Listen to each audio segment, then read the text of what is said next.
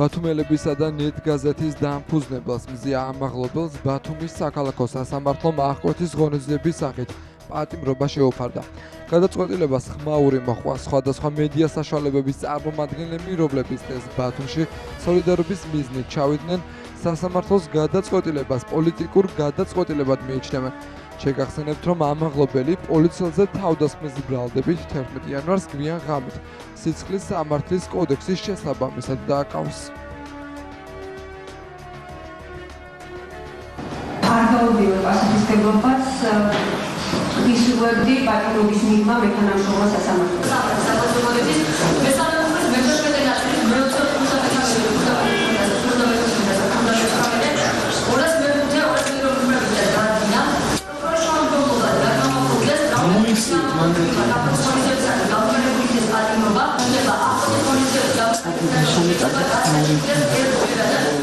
Უსებო!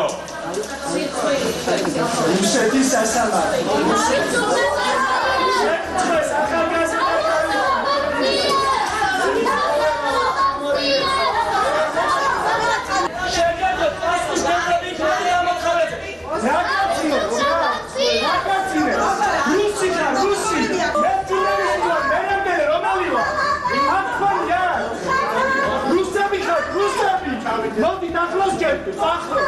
საღამოს საათებში, როცა დაკავებული იქნა ადმინისტრაციული წესით, ის გამოვიდა რა პოლიციის დაწესებულებიდან ხელწერილით და მან ხელწერილი დაწერა საუბარია ბრალდებულზე.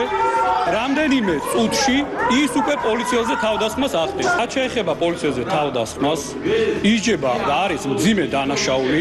ჩვენ ვიცით, რომ ყოველგვარი მიზეზი, რაც ჩვენ დავინახეთ, ეს იყო შურისძიება პოლიციის საქალაქო სამმართველოს უფროსის მიმართ, ვინაიდან თავისმა მოადგილემ ადმინისტრაციული წესი დააკავა 1 საათით ადრე და შესაბამისად ფიზიკურად მიაყენა შეურაცხყოფა, თავს დაესხა. ეს ქმედება კვალიფიცირდება თავდასხმად. არის საფრთხე, რაც ჩვენ დავინახეთ და სასამართლომ გაიზიარა, ეს გახლავთ ახალი დანაშაულის ჩადენა. არგუმენტების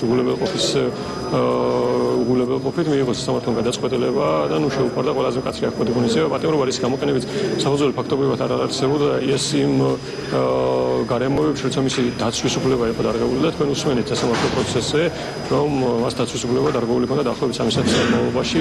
არ მე იქ ვიყავი, მისი ადვოკატი და ვერ ხდებოდა შეხვედრა და ანუ ისეთ აბსურდულ გარემოებებზე ვწდებენ თვითონ სახალხო დამცველთან შეხვედრა ეს დაცვის უფლების დაცვა, რაც კონსტიტუციასთანაც მოდის ესეთი განმარტება წინააღმდეგობაში.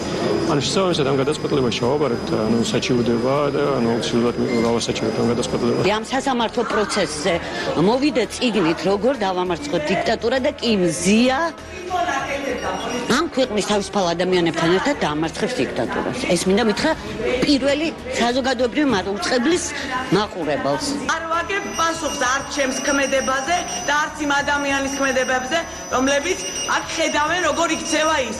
ამით დავიწყოთ, დანარჩენს გეტყვით მოგვიანებით. ჭიროება პატიმრობაში დატოვების არ არსებობდა აბსოლუტურად, მაგრამ ეს იყო პოლიტიკური, ეს იყო რეჟიმის, ეს იყო რუსული გადაწყვეტილება. მზია ამაღლობელმა მოქცა ძალიან დიდი ძალა, როდესაც მოვიდა მარია რესეც ცნობილი წიგნით, როგორ დავამარცხოთ დიქტატორი და მოვიდა ამ წიგნით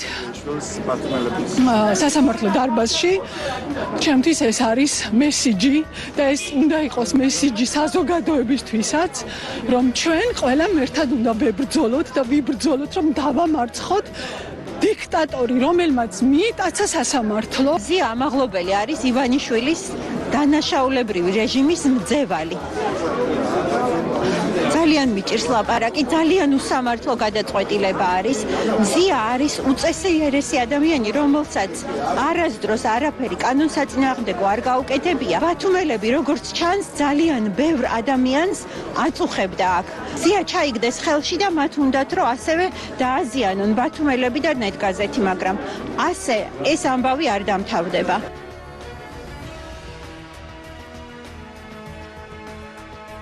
გვიან ღამით აფეთქება მოხდა თბილისში, გორგასლის ქუჩაზე დევნილთა საცხოვრებელი კორპუსის მეოთხე სართულზე სავარაუდოდ გაზის გამათბობელი აფეთქდა. აფეთქების შედეგად დაშავდა 4 ადამიანი, მათ შორის ერთი მცირეწლოვანი ბავშვია. გარდაცვლილია ერთი ხანდაზმული მამაკაცი, განსაკუთრებით მძიმეა ნიუ ჰოსპიტალში გადაყვანილი საშუალო ასაკის მამაკაცის მდგომარეობა, რომელიც ექიმების მეთვალყურეობის ქვეშ რჩება. აფეთქების შედეგად დაზიანდა საცხოვრებელი სახლის შენობა, მოსახლეობა დროებით სასტუმროებშია გადაყვანილი. შემთხვევის ადგილზე გუშინ ღამის ჯანდაცვის მინისტრი და აფხაზეთის ავტონომიური რესპუბლიკის მთავრობის თავმჯდომარე იმყოფებოდნენ.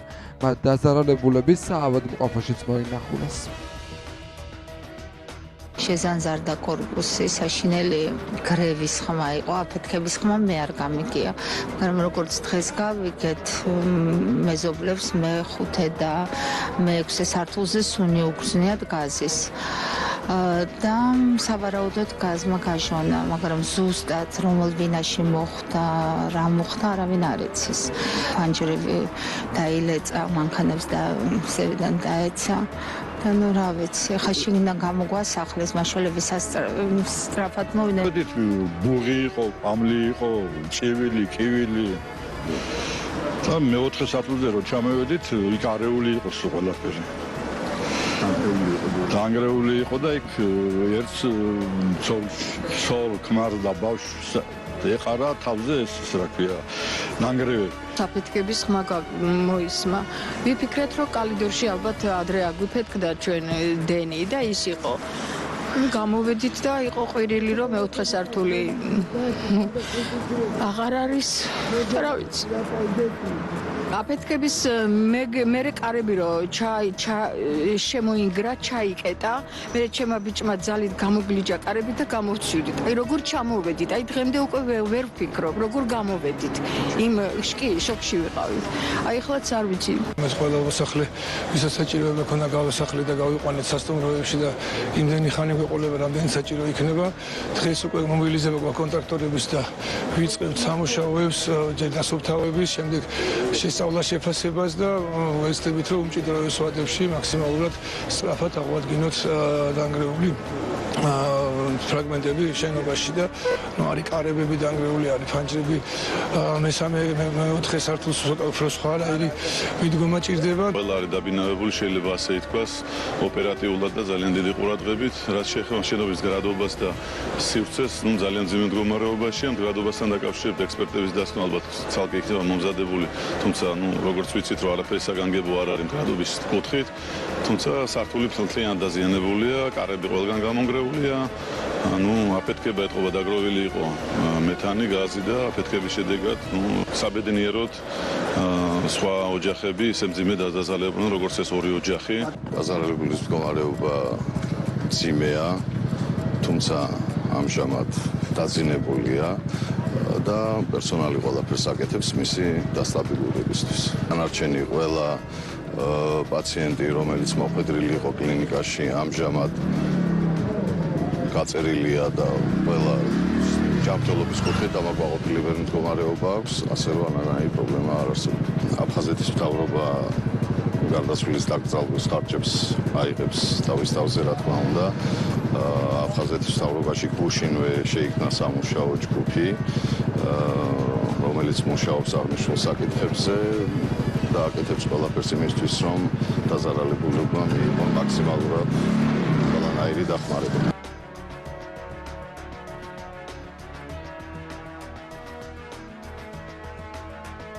დღეიდან საქართველოს ევროსაბჭოს საპარლამენტო ასამბლეის თანამოხსენებლის ვიზიტი იწყება. თანამოხსენებლები კოლდ კერდი და ედით ესროლა ევროკავშირის საპარლამენტო ასამბლეის მხრიდან მიმდინარე მონიტორინგის პროცედურის ფარგლებში ქვეყანაში ფაქტების დასადგენი მისიით ჩამოდიან. პრეს-რელიზის თანახმად ვიზიტი არ უნდა განიხილებოდეს მხარდამჭერად ლეგიტიმურობისადმი ან იმ თანამოსაუბრეთა შეხედულებებისადმი, რომლებსაც თანამოხსენებლები შეხვდებიან. როგორც რელიზში აღნიშნული, ვიზიტის მიზანია შეაფასოს საქართველოს, როგორც ევროპის საბჭოს წევრი სახელმწიფოს მიერ ნაკისრი ვალდებულებების შესრულება. ვიზიტის დროს თანამოხსენებლები შეხვდებიან ყველა ძირითადი პოლიტიკური პარტიის ხელმძღვანელობას, შესაბამის სამთავრობო ოფიციალურ პირებს და ინსტიტუტებს, ასევე სამოქალაქო საზოგადოებას და საერთაშორისო თანამეგობრობას. პრეს-რელიზის თანახმად თანამოხსენებლები გეგმავენ ზოგიერთი დაკავებული დემონსტრანტის მონახულებას. ვიზიტის მოლოდინებსა და მნიშვნელობაზე შეფასებები კეთდება თბილისში. ქვეყანაში მიმდინარე პროცესებთან დაკავშირებით ჩვენ საერთაშორისო პარტნიორებს უნდა მივაწოდოთ ინფორმაცია, საკმაოდ ხანგრძლივი იქნება ეს შეხვედრა და სხვადასხვა საკითხებზე იქნება ერთი უკავშირდება მიმდინარე პროცესებს, პოლიტიკურ პროცესებს, მათ შორის არჩევნებს და არჩევნების შემდგომ განვითარებულ პროცესებს, არსებული სამართლებრივი და პოლიტიკური კრიზისი და ჩვენი მხრიდან დანახული ეს კრიზისი, ასევე მოგვარების გზები და მეორე საკითხები ეხება უკვე კანონმდებლობაში განხორციელებულ ცვლილებებს ქართული ოცნების მხრიდან იქნება ეგ საარჩევნო კონტექსტში განხორციელებული თუ სხვა ცვლილებები, რომლებიც მათ შორის მიმართულია სიტყვათა და გამოხატვის თავისუფლების ნაწილში. დღევანდელ შეხვედრაზე განსახილველი საკითხები მიეკუთვნება არჩევნებს, სამსაათიან შეხვედრას და ასევე საქართველოში განხორციელებულ წამებას და არასათანადო პრობას. ამ საკითხების გარშემო ვაპირებთ მიწოდებას ინფორმაციის, იმ ინფორმაციის, რომელიც უკვე საჯაროთა ხელმისაწვდომი არის, რომელიც ჩვენს მიერ არის დამუშავებული. საქართველოში არჩევნები გაყალბდა, საქართველოში ჩადენილი იქნა წამება, არასათანადო პრობა, რაც არის ევროსაბჭოს ფუნდამენტური ღირებულებების დარღვევა და ამის გამო ეს არის საქართველოს მიერ ნაკისრი ვალდებულების დარღვევა ევროსაბჭოს წინაშე. ნოემბრიდან მოყოლებული ჩვენ მუდმივ რეჟიმში ვაწვდით მათ შორის ევროსაბჭოს მომხსენებლებსაც ინფორმაციას მიმდინარე მოვლენების თაობაზე. მათ აქვთ ინფორმაცია, მათ შორის ნაწამები ადამიანების შესახებ, შესაბამისი ესე ვთქვათ ფოტო, ვიდეო და სხვა ტიპის მტკიცებულებებით. რა თქმა უნდა დღეს კიდევ ერთხელ ვისაუბრებთ ამ საკითხებზე. ასევე ვაწვდით ინფორმაციას ქართული ოცნების მხრიდან მიღებული ანტიდემოკრატიული ადამიანის უფლებების შემლახავი, ესე ვთქვათ კანონების და მათი აღსრულების მავნე პრაქტიკის შესახებ და დღეს რა თქმა უნდა უკვე მივაწვდით ბოლო დღეებში განვითარებული მოვლენების თაობაზე ინფორმაციას, იმაზე რომ რეჟიმი კიდევ უფრო აგრესიული გახდა. Once only wait for 2 seconds of foreign influence. ყველა საერთაშორისო აქტორის, მნიშვნელოვანი დასავლელი კოლეგის და პარტნიორის აზრი არის ძალიან მკაფიო. საქართველოში სისტემის დემონტაჟი არის აუცილებელი იმისთვის, რომ ჩვენი დასავლური ინტეგრაციის პროცესი გაგრძელდეს და ქვეყანაში იყოს დემოკრატიული სისტემა დამყარებული. ამისთვის საჭირო არის ახალი არჩევნები და პოლიტიკური პატიმრების გათავისუფლება და ამ სისტემის დემონტაჟი. ამიტომაც ამ შეხვედრაზეც რა თქმა უნდა მთავარი სალაპარაკო თემები იქნება ამ საკითხებთან დაკავშირებით. საქართველო არის ევროსაბჭოს წევრი სახელმწიფო და მისმა არალეგიტიმურმა ხელისუფლებამ დაარღვია მთელი რიგი ვალდებულებები, რომელიც ჩვენ აღებული გვაქვს როგორც ევროსაბჭოს წევრ სახელმწიფოს. ეს შეეხება როგორც არჩევნების გაყალბებას, ასევე მასობრივ წამებას და საკუთარი მოქალაქეების უფლებების დარღვევას ძალოვანი სტრუქტურების მხრიდან. ეს შეეხება სასამართლოს აბსოლუტურ ჩამოშლას ქვეყანაში და ცხადია, რომ ეს შემსწავლელი მისია დღეს ჩამოსულია სწორედ ამ მიზეზით, რომ მოამზადოს მოხსენება ევროსაბჭოსთვის, როგორ უნდა გაგრძელდეს ევროსაბჭოს ურთიერთობები ჩვენს ქვეყანასთან. მათი ჩართულობა ძალიან მნიშვნელოვანია იმ ეტაპზე, რა ეტაპზეც ჩვენი ქვეყანა ამჟამად არის. რა თქმა უნდა, ყველა სამუშაო ფორმატში ევროსაბჭოს საპარლამენტო ასამბლეასთან ჩვენ ვიქნებით და ჩვენ მუდმივად თანამშრომლობთ მათთან და კარგი მოლოდინებიც გვაქვს ამ შემთხვევაში, რომ ეს იქნება სამუშაო ფორმატი და ეს იქნება საკმაოდ შედეგიანი შეხვედრები, რომლებიც კიდევ უფრო მეტად დაგვაახლოვებს საბოლოო გამარჯვებასთან და ივანიშვილს აიძულებს პოლიტიკური დათმობების გზით ჩაანიშნოს ხელახალი არჩევნები და ასევე გაათავისუფლოს ჩვენი უკანონოდ დაპატიმრებული ახალგაზრდები. ამხელა მისიის ხელმძღვანელობა ამბობს, რომ ჩამოდის როგორც ევროსაბჭოს წევრ ქვეყანაში და ატარებს მონიტორინგს და ეს მათი განცხადება როგორც არის არ უკავშირდება თურმე ლეგიტიმურობა არალეგიტიმურობას, ჯერ ერთი ჩვენ ეს საკითხი მათთვის არ გვიკითხავს. ცოტა უცნაურია გამომდინარე კიდევ ერთხელ ვიმეორებ, რომ ჩვენი ლეგიტიმურობა არალეგიტიმურობა ეკუთვნის ქართველ ხალხს, რომელიც არის დადასტურებული და იმ ცივილიზებულ სამყაროს, რომელსაც აქვს კავშირი საქართველოსთან. და მეორეს რომ უნდა ვთქვათ, რომ რა თქმა უნდა ჩვენ გვექნება შესაძლებლობა, რომ ამ ხალხს დაუდოთ ის ფაქტები, როდესაც საქართველოს სახელმწიფოზე იყო და ჯერჯერობით გარკვეულწილად ნარჩუნდება აი ეს ერთგვარი არასამართლიანი მიდგომები საქართველოს სახელმწიფოს წინააღმდეგ. ქართული ოცნების გუნდი ყველა პარტნიორს ელაპარაკებოდა და დაელაპარაკება სიმართლით, მხოლოდ სიმართლით და არაფრით სიმართლის გარდა. ჩვენ მივაწვდით იმ ინფორმაციას ჩვენს ნაბიჯებთან დაკავშირებით, ჩვენს მიერ მიღებულ საკანონმდებლო ცვლილებებთან დაკავშირებით, ჩვენს მიერ გადადგმულ განხორციელებულ რეფორმებთან დაკავშირებით და იმ სულისკვეთებად და იმ საფუძვლებთან დაკავშირებით, რომლებიცაც ზოგადად ჩვენი საქმიანობა არის განსაზღვრული და ეს საქმიანობა ჩვენი არის მხოლოდ და მხოლოდ ქართველი ხალხის ინტერესის შესაბამისი, ის რაც ასე მნიშვნელოვანი არის ჩვენი ქვეყნის მომავლისთვის. ხვალ 15 იანვარს 15 საათიდან 18 საათამდე გაფიცვისკენ მოსახლეობას მოუწოდეს აქციებზე ჯგუფურ ძალადობაში მონაწილეობის ბრალდებით დაკავებული პირების ოჯახის წევრებმა. ამის შესახებ დაკავებულების ახლობელმა ვასო აბაშიძის სახელობის ახალი თეატრის წინ გამართულ ბრიფინგზე ისაუბრეს. მათი თქმით, ხვალინდელი გაფიცვა მშვიდობიანი პროტესტის ფორმაა. ისინი დამსაქმებლებს მოუწოდებენ ხელი არ შეუშალონ დასაქმებულებს 3 საათით გაფიცვაში. ჩვენ სინდისის პატიმრების მშობლები, მეუღლეები, შვილები მოგიწოდებთ თითოეულ მოქალაქეს, დამსაქმებულს თუ დაცაქმებულს, საკუთარი ქვეყნისთვის, ჩვენი შვილებისათვის 15 იანვარს 15 საათზე შემოუერთდეთ გამაფრთხილებელ გაფიცვას. მოგიწოდებთ 3 საათით შეწყვიტოთ მუშაობა და დადგეთ თქვენი სამუშაო ადგილების წინ. ასევე გამოხატოთ თქვენი მხარდაჭერა და მოითხოვოთ სინდისის პატიმრების განთავისუფლება. ეს არის ერთადერთი სწორი, მშვიდობიანი ამავდროულად და ძალიან მაღალი ხარისხის პროტესტის ფორმა, რომელიც აუცილებლად გამოიღებს შედეგს. გერმანიის ბუნდესტაგის საგარეო კომიტეტის თავმჯდომარე მიხაილ როთი რუსთაველის გამზირზე გამართულ აქციაზე იმყოფებოდა, სადაც ოპოზიციური პარტიების ლიდერებს და აქციაზე მყოფ დემონსტრანტებს გაესაუბრა. მისი თქმით, 47 დღეა ხალხი ქუჩაში გამოდის და აპროტესტებს ევროპისთვის, თავისუფლებისთვის, დემოკრატიისთვის, ამიტომ არის თბილისი და საქართველოს სხვა ბევრი ქალაქი ევროპის ნამდვილი ქალაქი, განაცხადა მიხეილ როთმა, რომელმაც ასევე შეხვედრა გამართა ოპოზიციის წარმომადგენლებთან და მხარდაჭერა გამოუცხადა. გერმანიის ბუნდესტაგის საგარეო საქმეთა კომიტეტის თავმჯდომარეს ამ ბარიერგადალახული ოპოზიციურ გაერთიანებას შეხვდა. შეხვედრის მონაწილეები აცხადებენ, რომ გერმანიის მხარდაჭერა არსებულ ვითარებაში ძალიან მნიშვნელოვანია. შეხვედრაზე არ იმყოფებოდნენ პარტია საქართველოსთვის წარმომადგენლები. მმართველი გუნდის შეფასებით კი მიხეილ როთი ქართველების დაპირისპირებას ცდილობს. ჩემი პირველი მიზანია, რომ ვნახო ჩემი მეგობრები ისევ, რომ მივცე მოტივაცია და ვუთხრა მათ, არ არიან მარტო. მილიონობით ადამიანია, მილიონობით ერთგული, ევროპელი და დემოკრატია მთელ ევროპაში. ისინი თქვენთან ერთად დგანან. ძალიან მნიშვნელოვანია, რომ ვთქვათ, ჩვენ თქვენთან ერთად ვართ.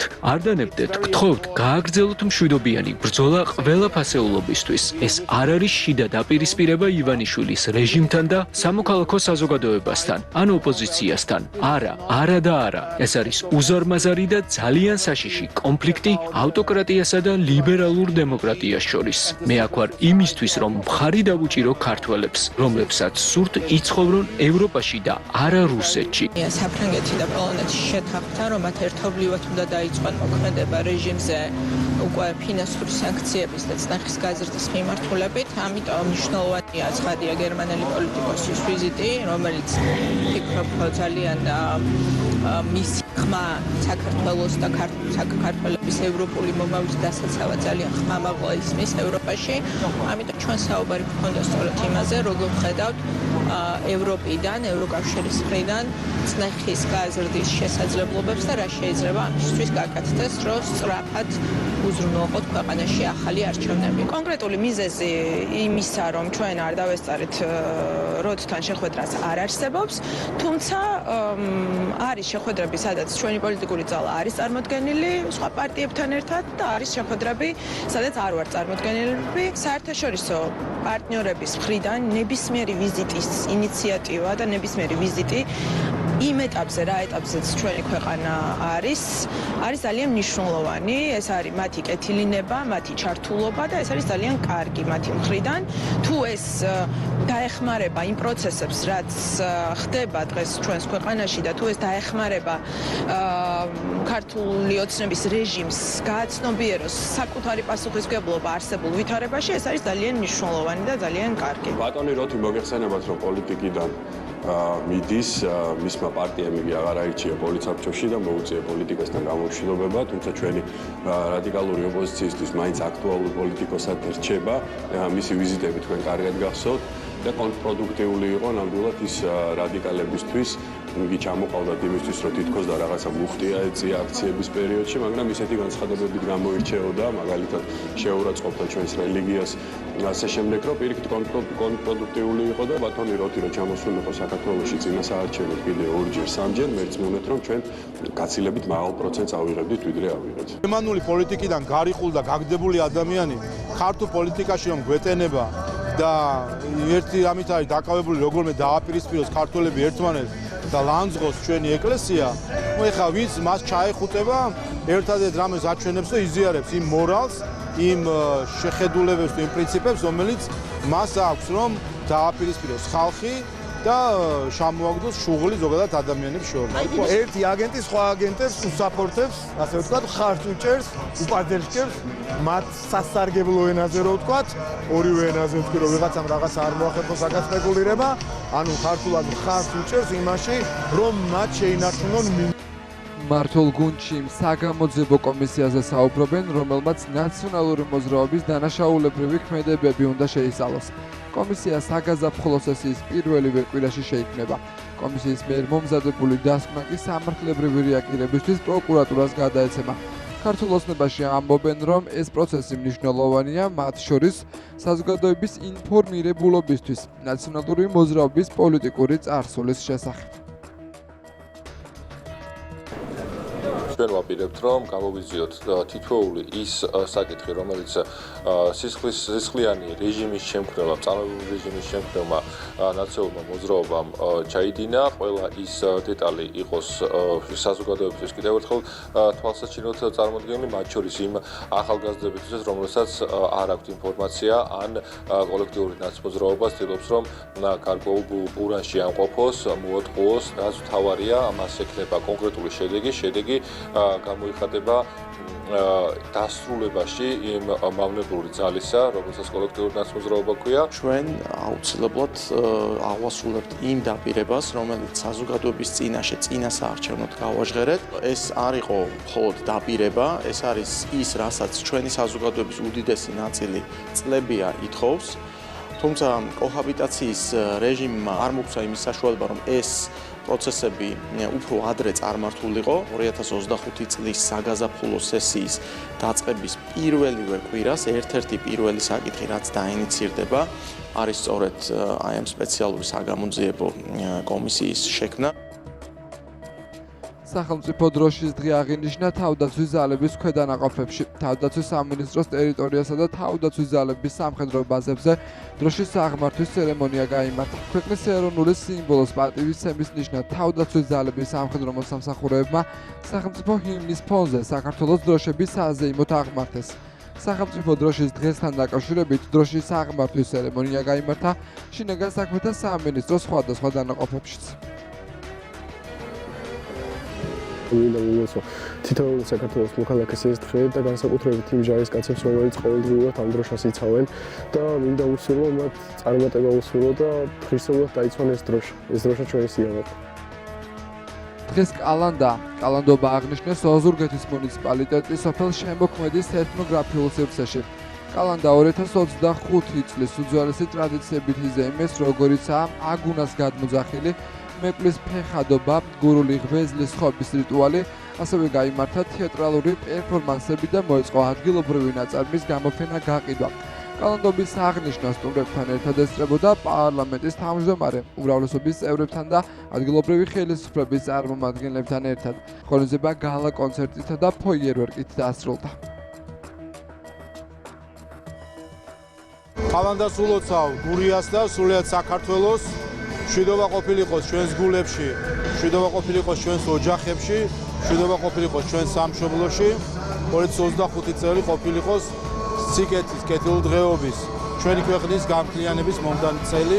ვილოცავთ ყველას, ვილოცავთ მთელ საქართველოს, ეს ტრადიციები მიმოშლილიყოს და ჩვენი პროგრესული ხვალინდელი დღე ამ ტრადიციების გათვალისწინებით ჩვენი იდენტობის, ჩვენი ქართული სულის, ქართული მენტალობის, ქართული იდენტობის გათვალისწინებით აგვეშენებიოს ყველას ერთად. სრულიად საქართველოს მინდა მიულოცო კალანდა, უძველესი ტრადიცია, რომელსაც გურიაში განსაკუთრებულად აღნიშნავთ, კალანდის შემობრძანებას ყველა იმ ძველი ტრადიციის დაცვით გაიმართა ღონისძიება, გაცოცხლდა ის ტრადიციები, რომელიც გურიის რეგიონს ახასიათებს. მე მინდა სრულად საქართველოს გურიიდან, ოზურგეთიდან მიულოცო კალანდის შემოსვლა, უსურო მშვიდობა, სტაბილურობა და გამარჯვებები ჩვენ ქვეყანას. მოეწყო გამოფენა გაყიდვა, სტუმრებს ვანახეთ გურული ტრადიციები, მოვიარეთ ყველა ის ლოკაცია, რომელიც გურულ ტრადიციებს უკავშირდება.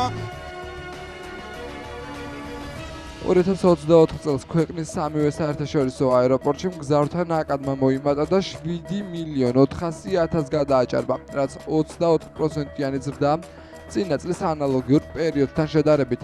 ასევე 24%-ით მოიმატა სამივე საერთაშორისო აეროპორტში რეისების რაოდენობა. 2024 წელს საქართველოს წარმატებით დაასრულა მოლაპარაკება 10 საერთაშორისო ავიაკომპანიასთან 13 ახალი პირდაპირ რეისის შესრულების თაობაზე.